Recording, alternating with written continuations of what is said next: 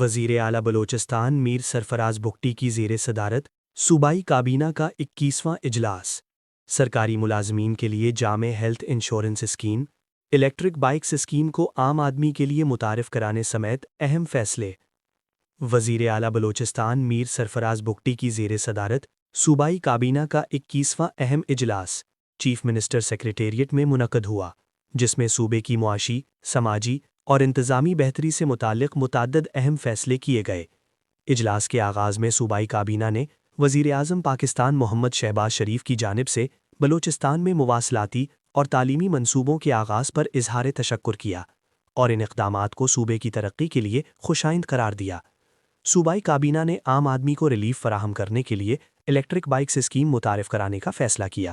اجلاس میں طے پایا کہ طلباء، ورکنگ ویمن اور سرکاری ملازمین کو الیکٹرک بائکس 30% سبسڈی پر فراہم کی جائیں گی، جبکہ عام شہریوں کو بھی آسان اقساط پر اس سہولت سے مستفید ہونے کا موقع دیا جائے گا۔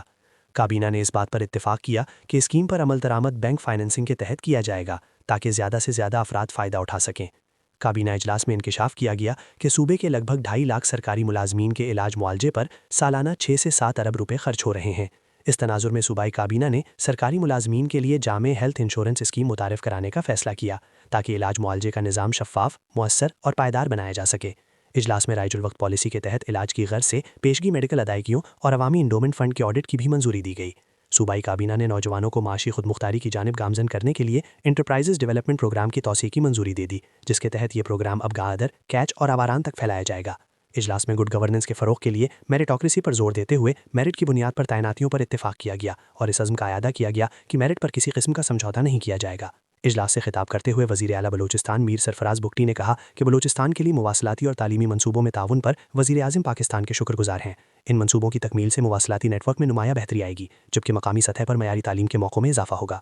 وزیر اعلیٰ نے کہا کہ الیکٹرک بائکس اسکیم کے تحت زندگی کے تمام شعبوں سے تعلق رکھنے والے افراد کو آسان اقساط پر سہولت فراہم کی جائے گی۔ وزیر اعلیٰ نے واضح کیا کہ عام آدمی کے ٹیکس سے حاصل ہونے والے وسائل عوام کی امانت ہے اور ان وسائل کا درست اور منصفانہ استعمال حکومت کی اولین ذمہ داری ہے۔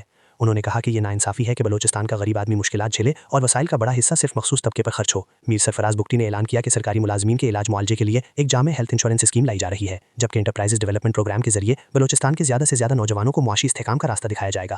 وزیر اعلیٰ نے اپنے خطاب میں کہا کہ گڈ گورننس کا قیام میرٹوکریسی سے مشروط ہے اور بلوچستان کابینہ نے میرٹ کے فروغ کے پختہ عزم کا اعادہ کیا ہے، جس پر عمل درآمد ہر صورت یقینی بنایا جائے گا۔